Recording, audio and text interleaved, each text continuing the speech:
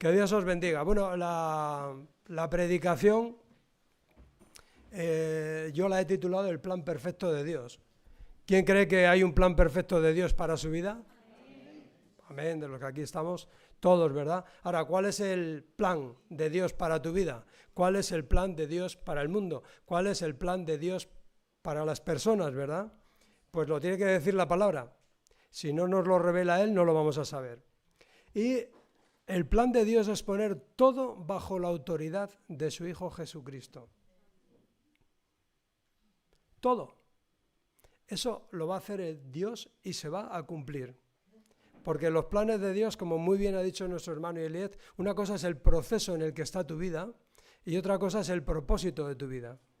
Tú igual quizás no entiendes el proceso que estás sufriendo o no entiendes para qué está haciendo Dios ciertas cosas, pero lo que sí puedes tener claro es que el propósito final se va a cumplir.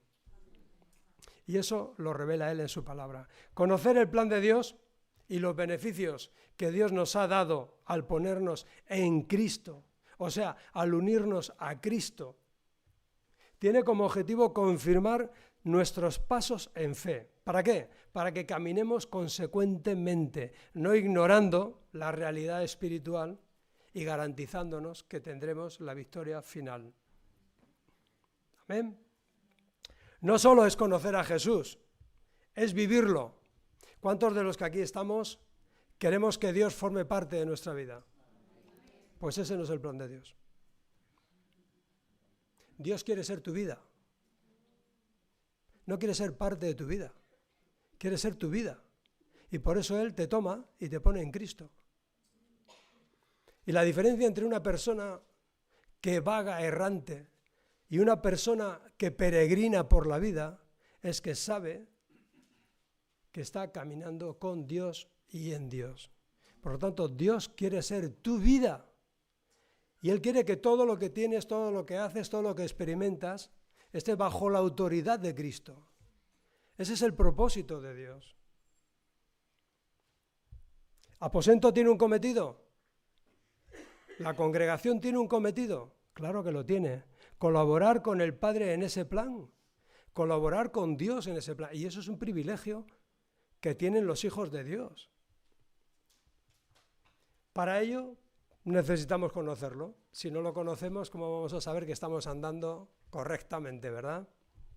Ahora bien, toda la situación que estamos viviendo, del traslado, del cambio de local, etcétera, etcétera, ¿creéis que Dios lo ignoraba? No. Dios lo conocía perfectamente. Dios sabía lo que tenía que hacer.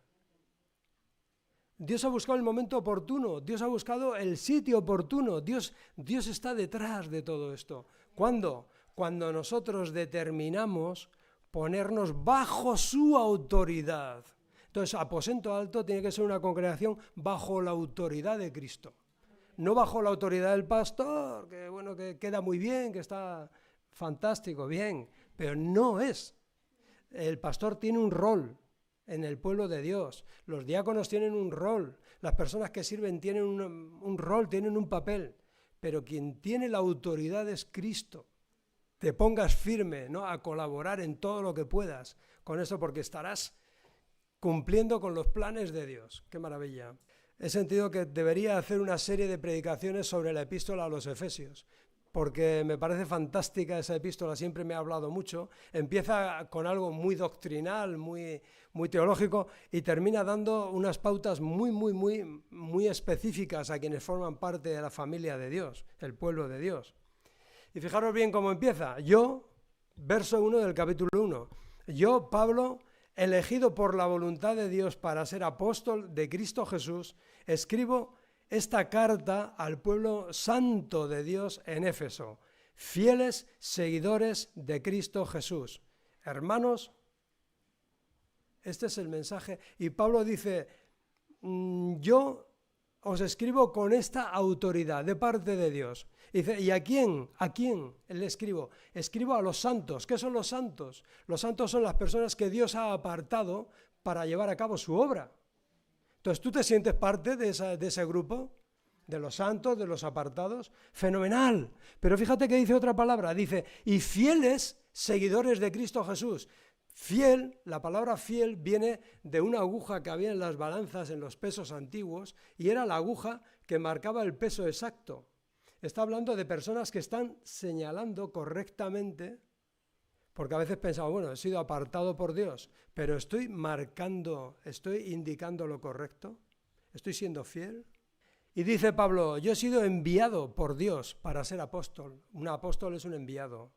Y luego hay personas que tienen un cometido específico para hacer algo y que no lo tienen todos, pero tienen algunos.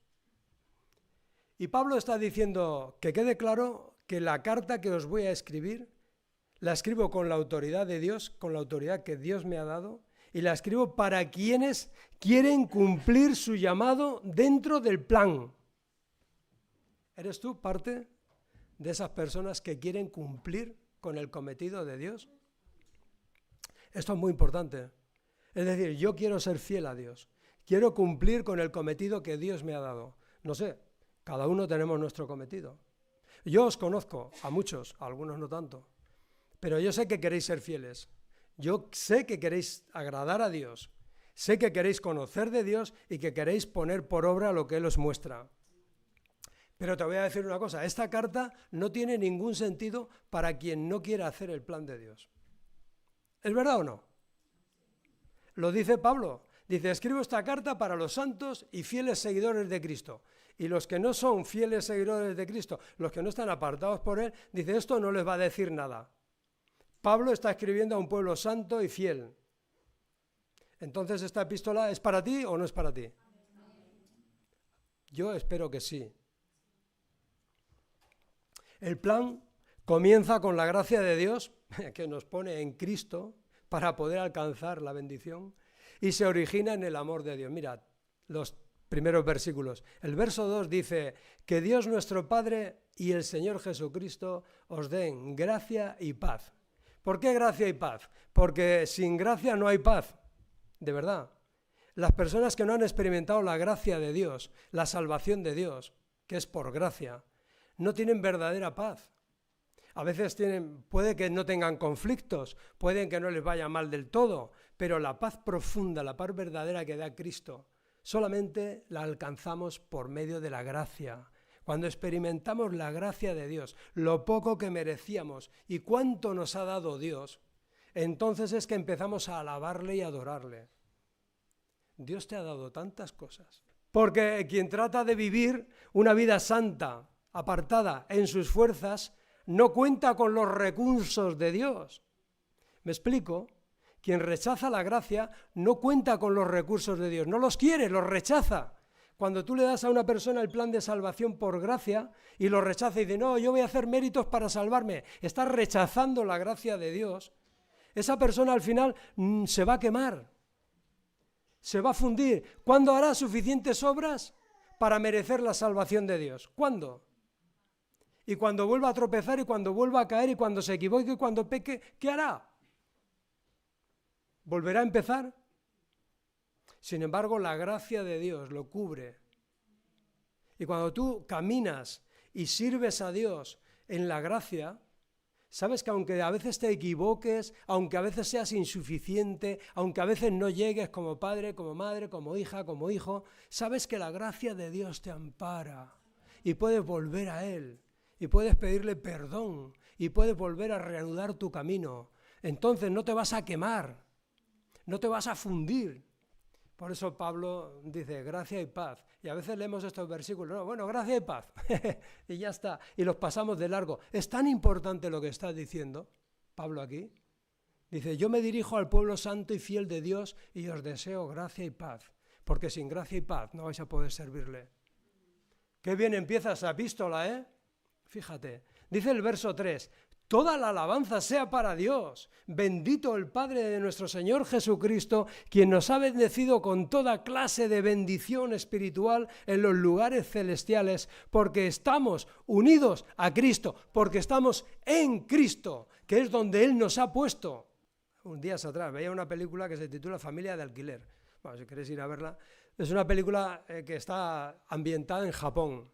Es un hombre americano que va a Japón y resulta que él encuentra una empresa que se dedica a lo siguiente. Esta empresa tiene personas que van a cubrir un papel en una familia. Por ejemplo, un niño que no tiene padre, entonces esta persona de esta empresa le paga a esa familia para que haga el papel de padre. El niño, claro, se cree que es su padre que viene de lejos. Otras veces se trata de que hay una señorita que necesita casarse para adquirir papeles y esta persona va y hace el papel de marido, se casa con ella y luego no existe nada. Es una película curiosa, no la voy a destripar.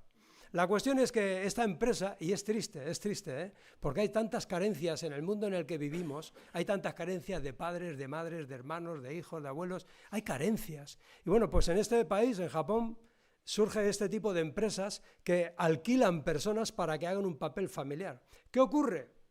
Bueno, simplemente que se establecen una serie de lazos tan potentes entre las personas que luego, a la hora de separarse, a la hora de decir la verdad, oye, esto se resquebraja y se producen verdaderos traumas. Es decir, el que está haciéndose pasar por padre de la niña o del niño, se tiene que marchar y la niña no lo entiende. Dice, pero si eres mi padre. Bueno, esto no ocurre para el que está en Cristo. Porque a nosotros nos ha adoptado Dios, con todos nuestros derechos como hijos y herederos, como vamos a ver en esta epístola. Pero es una película curiosa. Yo creo que en nuestra sociedad hay tanta carencia afectiva que ahora incluso se compran los afectos. Fíjate tú qué cosa, ¿verdad? Bueno, me llamó mucho la atención, me gustó y lo que al final ves, pues es que los afectos son mucho más profundos que un simple contrato. Y en este caso lo que está diciendo Dios es que toda clase de bendición espiritual en los lugares celestiales, porque nos ha unido a Cristo, nos ha puesto en Cristo el Padre. Entonces, cuando tú vas a buscar las bendiciones del cielo, ¿dónde vas a ir a buscarlas? A los lugares celestiales donde está Dios. ¿De dónde van a descender tus dones y tus beneficios? Dice, todo don perfecto desciende del Padre de las luces. Por eso toda la alabanza la merece Él. Ahora, ¿tú sabes cuántos beneficios tienes por el hecho de estar en Cristo? ¿Los estás usando? ¿Los estás tomando? Porque aquí dice la palabra toda clase de bendiciones espirituales en los lugares celestiales con las que nos ha bendecido el Padre. No significa esto que todo lo que queramos nos lo va a dar Dios. Porque hay cosas que deseamos que son una maldición para nosotros. Serían una maldición para nosotros. Hay cosas que nuestra carne desea. No se las pidas a Dios. Porque Él sabe que no te convienen. Pero todo don perfecto, toda buena dádiva, todo lo que te conviene, está en Él. Y tienes que ir a buscarlo a Él. Pedírselo a Él. Verso 4. Incluso antes de haber hecho el mundo, Dios nos amó y nos eligió. Nos escogió en Cristo. Y fíjate cuántas veces repite en estos primeros versículos la palabra unidos a Cristo o en Cristo. Pero la persona que está en Cristo es parte de la familia de Dios. Incluso antes de haber hecho el mundo, Dios nos amó y nos eligió, nos escogió en Cristo para que seamos santos e intachables a sus ojos delante de Él. Su amor es el origen de este plan. Los pensamientos de bien de Dios para tu vida. Amén. Y no nos obliga, sino que Dios te va a respetar. Si tú lo rechazas, Dios te va a respetar. El Espíritu Santo te va a hablar de una y mil formas diferentes. El Espíritu Santo es muy caballeroso. Te va a invitar con amor. Te va a querer guiar. Te va a consolar. Cuando tropieces, va a estar cerca de ti. Pero no te va a obligar. ¿Cuántas veces nosotros hemos caminado y hemos dicho, bueno, voy a hacer lo que me da la gana, luego ya tendré tiempo de arrepentirme? Qué triste, ¿verdad? Dios, fíjate, verso 5, Dios vio de antemano adoptarnos como miembros de su familia al acercarnos a sí mismo por medio de Cristo. por medio de Jesucristo. Eso es precisamente lo que él quería hacer y le dio un gusto hacerlo. En su beneplácito, por gusto, por placer, él tiene pensamientos de bien y él quiere lo mejor para ti. Por eso dice en otra versión, en amor, habiéndonos predestinado para ser adoptados hijos suyos por medio de Jesucristo, según el puro afecto de su voluntad. Y mira, aquí se han hecho tantas versiones acerca de qué significa ser predestinados, ¿verdad? Aquí la palabra en el original griego, permitirme un poco, es la palabra prooriz. Prooriz, ¿a qué os suena? Pro horizonte. Es decir, cuando habla de predestinados, no está diciendo que tú no tengas libertad para equivocarte o para elegir. Es decir, la soberanía de Dios no choca con el libre albedrío para poder decidir lo que haces con tu vida. Lo que está diciendo es que pro-oriz es que Dios lo vio de antemano. Vio de antemano lo que vas a elegir. Vio de antemano lo que te ha sucedido. Porque Dios no está sujeto al tiempo. Dios no está sujeto al espacio. Dios no está sujeto a nuestras medidas físicas, sino que lo supera con creces. Entonces, fíjate, para que podamos entender esta predestinación, imagínate que yo ahora le digo a Eliet, tengo algo para ti en mi casa. ¿Quieres ir? Y disfrutarlo. Es algo maravilloso. Anda y ve. Entonces Eliet tiene dos posibilidades. Una es creerme, otra es no creerme. Si me cree y va por el camino y llega a mi casa, pues disfrutará de lo que yo he preparado en su casa, en mi casa. Entonces, cuando Dios está viendo lo que ha preparado de antemano para todos nosotros, que es un banquete, es una boda celestial, es algo maravilloso, está esperando a que tú decidas correctamente, que no lo rechaces, sino que te sumes a ese plan. Pero, eres tú quien con tu libertad vas a dirigirte por el camino de la vida. O sea, es decir, alguien que se pierde o que rechaza el plan de Dios, no es porque Dios le impida, Dios ya lo predestinó a ser perdido, a que no acertara. No ese es el sentido, ¿vale? Pero sí que es verdad que a veces cuando hablan de los elegidos de Dios, a veces hay personas que nos quieren transmitir, como yo he sido un elegido y como consecuencia ese que no está en los caminos de Dios, no ha sido elegido. Eso no es así. Dios llama a muchos, pero pocos son elegidos, pero llama a muchos. ¿Y de quién depende el estar entre los elegidos? De la decisión de cada cual. Ahora bien, ¿los planes de Dios se van a cumplir en la eternidad? Evidentemente sí.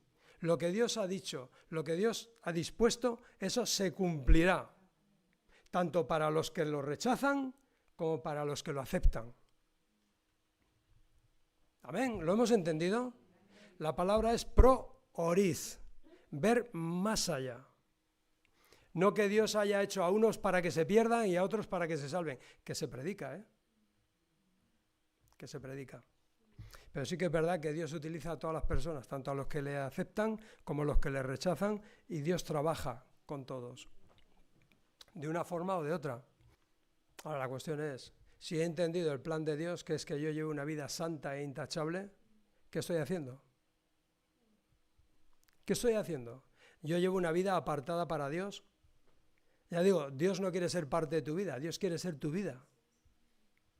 Dios no quiere que hagas un papel en la iglesia. Hay personas, decía Spurgeon, que hay personas que iban a la iglesia pensando que por eso eran salvas, por el hecho de ir a la iglesia. No se es salvo por el hecho de ir a la iglesia. Se es salvo por estar en Cristo. Y eso es muy diferente, ¿verdad?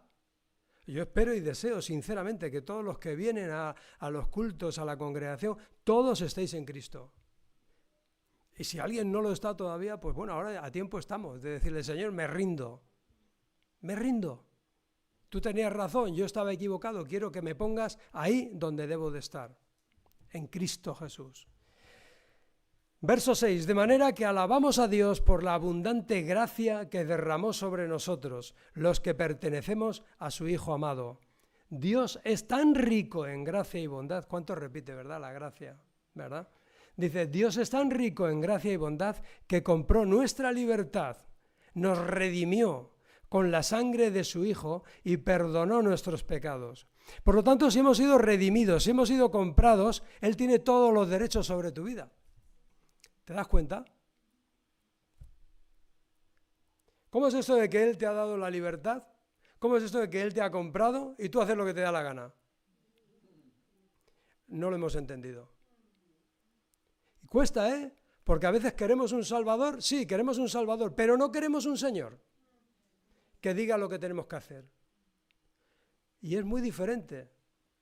La verdad es que a veces nos acercamos al Señor cuando recién empezamos a escuchar el Evangelio y nos alegra tanto su gracia, su salvación. Quiero, Señor, sálvame, Señor, perdóname mis pecados.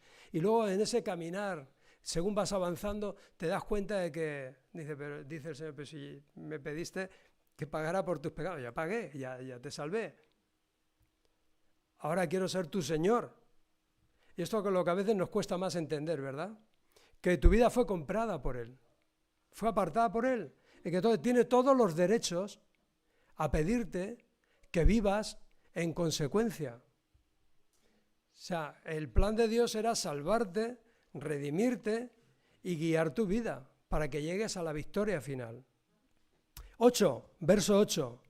Él desbordó, sobreabundó su bondad sobre nosotros junto con toda la sabiduría y el entendimiento. Eso es precisamente lo que Él quería hacer y le dio gran gusto para la alabanza de la gloria de su gracia con la cual nos hizo aceptos en el amado. Su bondad, su buena voluntad, su sabiduría, su entendimiento están al alcance de nuestra mano. ¿Estás viviendo con sabiduría y entendimiento? Si conoces el plan de Dios, sabes hacia dónde te diriges. Eso es sabiduría, ¿eh? Sabiduría de Dios, que Dios te concede, te revela. A ver, ¿os habéis parado a pensar que a veces dice el Señor en uno de los versículos, dice, inescrutables son tus caminos? ¿Dice eso la palabra? Inescrutables. Entonces no puedes. ¿Para qué? ¿Para qué te vas a esforzar, no? Claro, porque los caminos del Señor son inescrutables, pero sí son revelables. Es decir, tú te puedes esforzar por conocer las cosas de Dios, pero si Dios no te las revela, te quedas a dos velas. Por eso dice Dios, inescrutables son mis caminos. Pero lo que sí dice Dios es que Él los revela a quien desea servirle. Cuando tú has decidido servir al Señor, aceptar lo que Él te da, es porque te has puesto a su disposición. Entonces Dios te da más sabiduría, te da más entendimiento. Hay personas que dicen, es que no termino de entender ciertas cosas. No, ni las vas a entender. Porque si no estás dispuesto a aplicarlas, Dios no te las va a revelar. Lo he dicho en más de una ocasión. En mi vida he leído multitud de libros, pero de todos los libros que he leído, lo que más valor tiene en mi vida es lo que Dios me ha revelado. Mucho más que todos los libros juntos. Porque una enorme nube de conocimiento, tal vez solamente de una gota de sabiduría. ¿Estáis viendo la imagen? Tú puedes tener una nube de conocimientos en tu mente, pero es solamente lo que Dios te revela que va a caer como una gota de bendición a tu vida. Va a ser agua. Lo demás es mero conocimiento. Por eso cuando tú quieres conocer el plan de Dios, cuando tú quieres hacer el plan de Dios, necesitas decirle al Señor, Señor, muéstramelo para que yo lo haga. Esa disposición se requiere. ¿Y Dios te va a dar sabiduría? Por supuesto. ¿Te va a dar entendimiento? Claro que sí. Te lo va a dar porque lo vas a usar. Porque Dios hemos dicho que Dios ve más allá. También sabe qué vas a hacer con eso. Bien, verso 9. Ahora Dios, porque así lo quiso, nos ha dado a conocer su misteriosa voluntad respecto a Cristo, la cual es llevar a cabo su propio buen plan, de antemano establecido. Verso 10, y este era el central. Y el plan es el siguiente. A su debido tiempo, Dios reunirá todas las cosas y las pondrá bajo la autoridad de Cristo. todas las cosas que están en el cielo y también las que están en la tierra. Chico, adelántate. Adelántate. ¿Ya estás bajo la autoridad de Cristo? Sí, pero si es que todo va a acabar bajo la autoridad de Cristo. Lo que está en el cielo, lo que está en la tierra, ese es el plan de Dios. Eso nadie lo va a cambiar. La cuestión es si tú ahora ya estás bajo la autoridad de Cristo. Entonces dile a Dios, sí, amén, amén, yo quiero estar bajo la autoridad de Cristo. Yo quiero que tú me guíes. Nosotros queremos que con todo el proceso del cambio de local, queremos que Dios nos guíe. Nosotros estamos buscando la mano de Dios, la voluntad de Dios en todo este proceso. Porque queremos estar bajo la autoridad de Cristo y en aposento, en la iglesia, estamos ya bajo esa autoridad. Fíjate, o sea que estamos en el plan de Dios. ¡Qué maravilla! Y el plan de Dios es que todo terminará bajo la autoridad de Cristo. Cuando Él vuelva, toda rodilla se doblará y tendrá que reconocer que Jesucristo es el Señor. ¿Amén?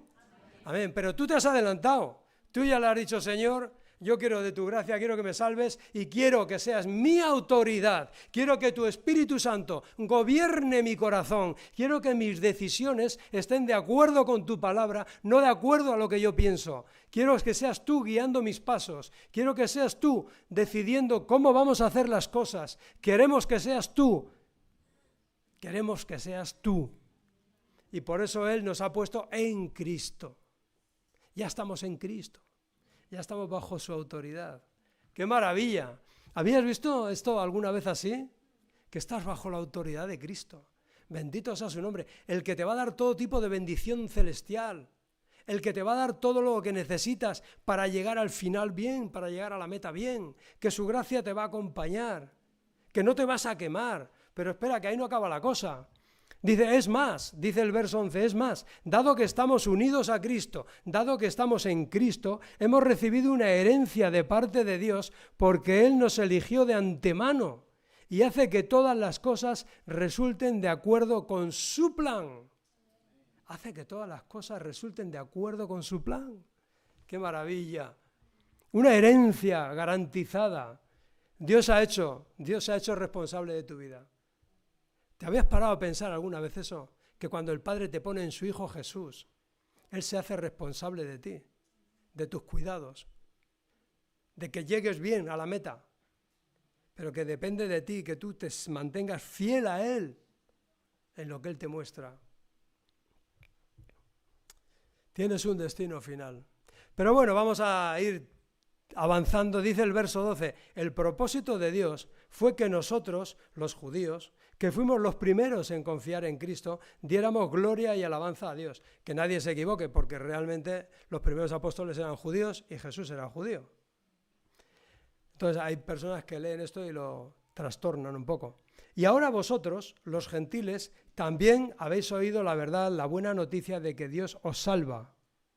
Además, cuando creísteis en Cristo, Dios os identificó, os selló como suyos al daros el Espíritu Santo, el cual había prometido tiempo atrás. El Espíritu es la garantía que tenemos de parte de Dios de que nos dará la herencia que nos prometió y de que nos ha comprado para que seamos su pueblo. Dios hizo todo esto para que nosotros le diéramos honor, gloria y alabanza. Amén. ¡Qué maravilla! ¡Qué maravilla! Aquí dice claramente y explícitamente que el Espíritu es el sello, es la garantía de pertenencia, que Él está junto a ti, en ti, para guiarte, para consolarte, para confrontarte, para hablarte, para que cuando vayas a tomar una decisión, Él te hable a tu mente y te diga, no, Andrés, no. Ya sabes que eso no le agrada al Padre. Es el Espíritu de Cristo hablándote a la vida, hablándote a lo profundo de tu corazón. Y Él dice que es el sello, es la garantía. En una parte de Apocalipsis dice que los que han sido sellados entrarán a la gloria del Padre. Dice, pero habrá, y hay personas que, fíjate, hay personas que se preocupan mucho por el sello del anticristo, el sello de la bestia, ¿verdad? Si será en la mano, si será en la frente, si será un 666, si será no sé qué, ¿verdad? Que sí. Les preocupa muchísimo. Yo te digo, aposento, familia, no te preocupes por el sello del anticristo. Preocúpate de tener el de Cristo, que es su espíritu. Preocúpate de ese sello, porque si tienes ese sello no tendrás otro. Amén. Ese es el sello que verá Dios cuando estemos entrando por las puertas. El sello de su Espíritu Santo, la garantía, las arras de Dios. ¡Qué maravilla! De verdad, no me digáis que no lo explica claramente Dios. No podemos salir de aquí con dudas de ningún tipo. Dios tiene un plan para mi vida, que es llevarme a la victoria final, y para eso ha hecho todo lo necesario. Me ha puesto en Cristo, me ha dado todas las bendiciones celestiales, ha puesto a mi alcance toda la sabiduría y el entendimiento que necesito, y no solamente es eso, es que me ha dado la presencia de su Espíritu Santo, que me guía cada día. Bendito sea su nombre. Y después de considerar todo esto, porque dice, hay personas que predican que hace falta una segunda experiencia con el Espíritu, nacer de nuevo. Yo te digo, si tú te has convertido a Cristo, realmente has recibido el sello del Espíritu Santo. No te hace falta otra experiencia posterior de ningún tipo. Ahora bien, dicho eso, según vayamos avanzando en la epístola de Efesios, iremos avanzando y veremos otras cosas. Nos hablará de que el Espíritu Santo puede obrar en plenitud en nosotros. Podemos estar llenos, saturados de su Espíritu, o podemos tener al Espíritu contristado por el pecado. ¿Vale? Eso también puede ser. Podemos ignorar al Espíritu, podemos menospreciar al Espíritu, podemos tenerlo contristado por el pecado, pero eso no implica que tengas que tener una segunda experiencia. Si tú has creído en Cristo, aquí lo dice Pablo claramente, has nacido de nuevo, eres una nueva criatura, y como consecuencia tienes la presencia del Espíritu Santo en tu vida. Pero, dicho eso, busca que el Espíritu Santo viva en plenitud en ti, que te sientas lleno del Espíritu Santo, llena del Espíritu Santo. ¿Y para qué? ¿Cómo puedes hacer eso? Siendo fiel a lo que el Señor te está mostrando, obedeciendo a lo que Dios está mostrando. Cuanto más fiel eres a Dios, más se puede mostrar el Espíritu a través de tu vida. ¿Estás siendo fiel a Dios? Fiel en comportamiento diario, fiel en lo que vas entendiendo de Él, fiel en lo que sabes que te has comprometido, fiel en testificar de Él, fiel en colaborar con parte de la familia. ¿Estás marcando el peso que debes marcar o no?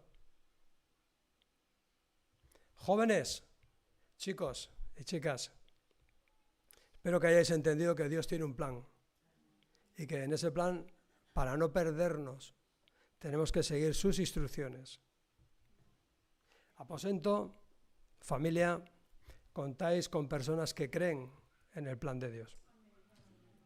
Y eso es algo maravilloso, tener cerca personas que creen en ese plan, que lo siguen, personas fieles, como los que había en Éfeso. Vosotros no sois distintos a ellos, sois personas fieles, sois personas que estáis en Cristo, y como consecuencia, sírvete de nosotros, sírvete de todos aquellos que son fieles, que tú sabes que su testimonio es fiel, y unidos al Hijo y bajo la guía del Espíritu Santo, vamos a caminar juntos, dándole gloria y honra a nuestro Señor Jesús, el artífice de nuestra fe, el que ha hecho posible que hoy estés aquí, el que ha hecho posible que tengas un final garantizado por medio de su Espíritu. Amén. Que Dios te bendiga.